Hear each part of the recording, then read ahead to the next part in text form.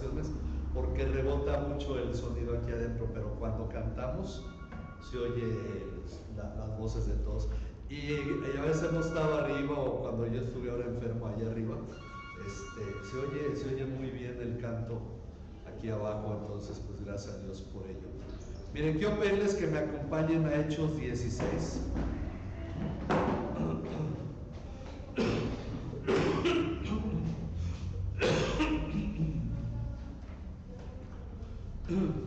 Hechos 16, voy a leer de los versículos 6 al 10.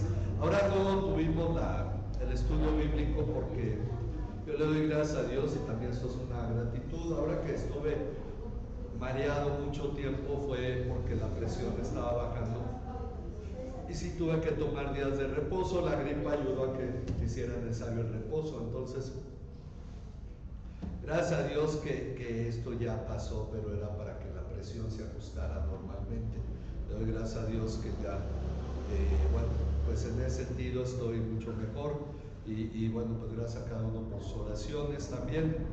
Por eso no tuvimos el estudio esta semana, hoy en la mañana, pero vamos a recordar algo que vimos la semana pasada. Dice el capítulo 16 de Hechos, el versículo 6. Pasaron por la región de Frigia y Galacia, habiendo sido impedidos por el Espíritu Santo de hablar la palabra en Asia.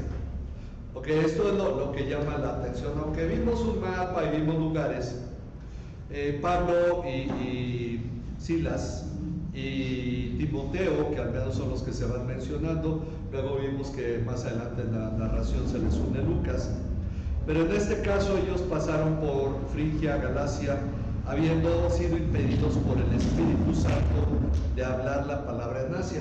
Una de las cosas importantes que vimos esa vez es que, aunque nuestra idea siempre es que se debe predicar el Evangelio en todas partes, a todo el mundo, el Espíritu de Dios tiene un plan, hay algo que está haciendo. Y en esta ocasión ellos no fueron, no se les permitió, el Espíritu Santo no les permitió predicar la palabra en Asia.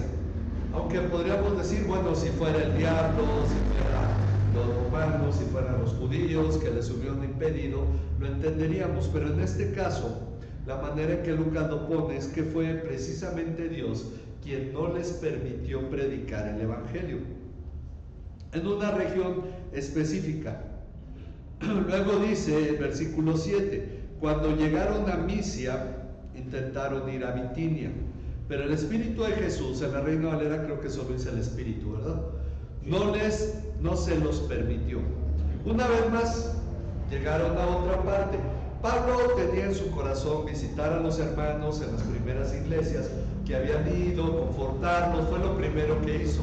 Bernabé se fue a Chipre, donde plantaron las primeras iglesias. Pablo se fue a la región de Cilicia, a la región de Antioquía, Cilicia, donde está su tierra natal, en Tarso, y a esta región de Galacia, donde plantaron iglesias, y había cumplido esa misión. Pero ¿qué seguía después? Recordemos que cuando Pablo y Bernabé fueron enviados por el Espíritu Santo. Se podría decir la iglesia les envió, pero en realidad quien les llamó a salir fue el Espíritu de Dios. No estaban cumpliendo un proyecto misionero de la iglesia, estaban cumpliendo la voluntad de Dios al ir a predicar. De pronto llegan a Asia, que así se llamaba esa región, de ahí toma el nombre el resto del continente. Llegan a Asia, el Espíritu no les deja predicar ahí. Luego quieren ir al reino de Bitinia. Bitinia y Ponto se llamaba este reino, que después se convirtió en una provincia romana. El Espíritu tampoco los dejó ir ahí. Dice, entonces pasando por Misia descendieron a Troas. Ya que el Espíritu no los dejó, se fueron a la costa, a Troas, ahí en la costa del mar Adriático. Dice, por la noche se le mostró a Pablo una visión. Un hombre de Macedonia estaba de pie, suplicándole, pasa a Macedonia y ayúdanos. Cuando tuvo la visión, enseguida procuramos, aquí ya se une Lucas, porque Lucas es el narrador, y llegó en algún momento ahí a Troas, y dice, cuando tuvo la visión, enseguida procuramos ir a Macedonia, persuadidos de que Dios nos había llamado para anunciarles el Evangelio. Hay un aspecto importante en esto. Es levantar iglesias, pero no levantar iglesias nada más porque sí. Aunque bien podrían haber levantado iglesias en Asia, en Bitinia, el Espíritu de Dios no los dejó levantar iglesias ahí, pero sí les indicó a dónde debían ir. La visión que tenemos procede de Dios, porque ningún ser humano podría haber creado una visión y ponerla de tal modo que Pablo la recibiera. Era una visión de Dios, donde a lo mejor por su aspecto, su forma de vestir, se podía reconocer que el que estaba en la visión era macedonio. Seguramente había diferencias en la forma de vestir, incluso aquí en México tenemos formas diferentes de vestir, ¿verdad? Porque hay lugares de la República, aunque parezca que no, pero ahorita se están asando. Y entonces pues no van a andar así como ahorita nosotros, ¿no? Que tenemos el eterno invierno, ¿no? Entonces, pues gracias a Dios que es junio y estamos yo ando con bufanda y saco. Esto marca las formas de vestir, bueno, pero lo importante es cómo Dios está guiando a Pablo. No frustra a Pablo que quiere predicar el Evangelio y no se lo permite, sino que Pablo tiene que entender la voluntad de Dios. Por eso lo que dice Lucas en el versículo 10, recuerden que Lucas es el que iba narrando toda la historia. De Hechos, él es el autor de este libro. Dice, persuadidos de que Dios nos había llamado para anunciarles el Evangelio. Ya ahora ya sabían dónde los quería Dios. Primero era elección de ellos. Bueno, fueron a ver las iglesias que ya estaban. Una obra de Dios, incluso ahí Pablo conoció a Timoteo, en la misma ciudad donde lo apedrearon. Ahí está este joven que va a ser su gran discípulo, gran apoyo. Y después del tiempo que pasó en que él fue apedreado y regresó después a Antioquía, luego fueron a Jerusalén, volvieron a Antioquía y después ya hicieron este viaje. Entonces Pablo viene y cosecha finalmente de todo lo que él vivió al levantar la iglesia en Listra. Pero ahora hay algo que no está ocurriendo como debería, porque Dios no les está dejando predicar. No es porque vayan cargando algún pecado. Muchas veces dice, bueno, es que alguien no debería estar aquí. Eso se pensaba mucho y se volvió una historia común entre los marineros gracias a Jonás. Si Jonás iba en el barco y estaba la tormenta, entonces echar al mar a Jonás libraba la tormenta. Y durante mucho tiempo que se viajó así en el mar en vela y se levantaba una tormenta, los marineros empezaron a tener esta superstición, pues no está yendo mal porque alguien aquí, Dios lo está castigando, entonces echaban suerte a saber a quién echaban al mar.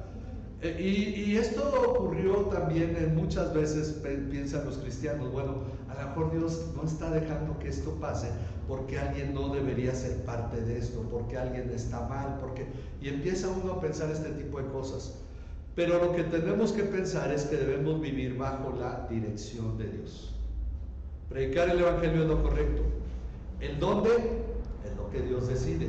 Esa es la parte que Pablo tuvo que aprender en esta parte del viaje.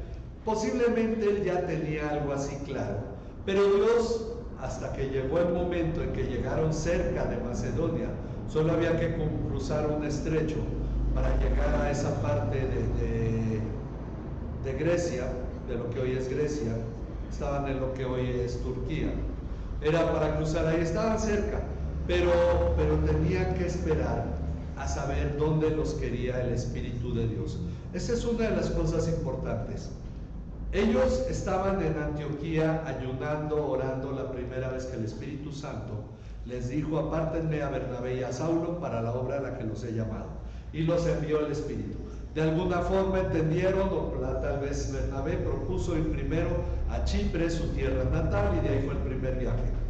En esta segunda ocasión, que se separan, Bernabé se va a su tierra natal, a Chipre. Pablo pues va por Antioquía, se va hacia el norte y luego da la vuelta hacia Cilicia, donde está su ciudad natal, que es Tarso, y de ahí continúa visitando las iglesias que ya habían plantado. Eso está bien hasta ahí, pero después viene la pregunta, ¿a dónde desea Dios que nosotros estemos sembrando? Un aspecto importante es que la palabra nos dice que hay un tiempo para todo.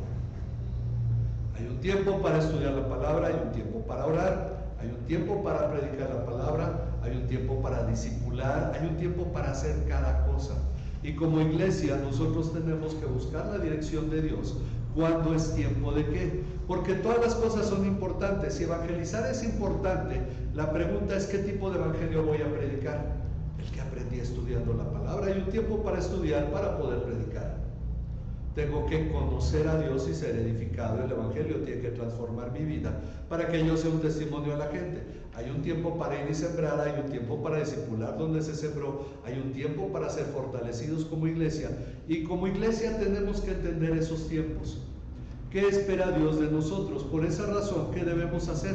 Pues lo primero es orar, pedir la dirección de Dios en esto que nosotros como iglesia debemos hacer, para que nosotros seamos capaces de comprender qué es este tiempo, qué espera Dios de nosotros en este tiempo, cómo nosotros debemos prepararnos o debemos trabajar, qué es lo que Dios espera que estemos haciendo. Así es que vamos a tomar un momento personal. Por un lado, vamos a orar por dos cosas. En cuanto a nuestra vida personal, nuestra vida espiritual, ¿qué tiempo es para nosotros? ¿Qué es lo que el Espíritu de Dios quiere en este tiempo que nosotros hagamos? Y la segunda petición es como iglesia. ¿Qué espera Dios de esta iglesia en este tiempo? Yo le doy gracias a Dios que como iglesia vamos desarrollándonos, tal vez no de manera espectacular, pero podemos ver que hay un desarrollo como iglesia, y tenemos nosotros que entender cuándo es tiempo de qué. No podemos vivir sin esta dirección de Dios, porque tal vez se nos pasen más años sin haber completado lo que Dios esperaba de nosotros y nos tenemos que volver a ubicar cada vez, pero podemos hacer esta obra de Dios en este tiempo. Por eso vamos a orar, porque sea Dios el que aclare de manera personal y como iglesia de qué es tiempo ahora, qué espera Dios de nosotros como iglesia, y que nos dé dirección para hacer lo que nos toca hacer, y que nos provea para también hacer lo que nos toca hacer. Así es que vamos a tomar este tiempo de manera individual. Yo voy a guiarles en oración, y de esta manera vamos a continuar en oración. Padre, te damos gracias, Señor, por la obra que tú realizas en la vida de cada uno de los que estamos hoy aquí y de cada uno de nuestros hermanos que conforman la iglesia. Padre, tú conoces las necesidades, tú conoces, Señor, las preocupaciones, Señor, conoces, Señor, los deseos, los sueños y anhelos de cada uno, Señor. Las luchas, Padre, también que cada uno realiza, Señor, y también a nivel de iglesia, Señor, como iglesia. Padre, nosotros hoy buscamos tu dirección. Padre, si no siempre, y todo cristiano, muchas veces nos ponemos a hacer las cosas sin buscar tu dirección. Hoy nosotros, Padre, nos presentamos delante de ti sabiendo, Padre, que hay algo que en nosotros debe ser formado, que hay algo que en nosotros debe cambiar, pero también hay algo que debemos compartir a otros, Señor, que hay algo, Padre, que tiene que ser enseñado, que tiene que ser predicado. Danos sabiduría, Padre, en cuanto a lo que nosotros debemos comprender en este tiempo, para que estemos preparados, Señor, para que nosotros haya esta dirección, esta preparación, Señor, que sea tu Espíritu Santo el que hable a nuestros corazones, aclare nuestras mentes y nos permita entender de qué manera debemos caminar en este tiempo, Señor. A ti sea toda la honra, toda la gloria, Padre, porque nosotros sabemos, Señor, que somos hechura tuya, creados en Cristo Jesús para buenas obras, estas obras que anhelamos hacer, Señor, que tú has preparado de antemano. Por eso rogamos tu dirección, Señor, y rogamos sabiduría, para que en todo, Padre, tú seas quien marque el camino que debemos seguir. A ti sea toda la honra y la gloria en Cristo Jesús, nuestro Señor y Salvador. Amén. Amén. Gloria a nuestro Dios.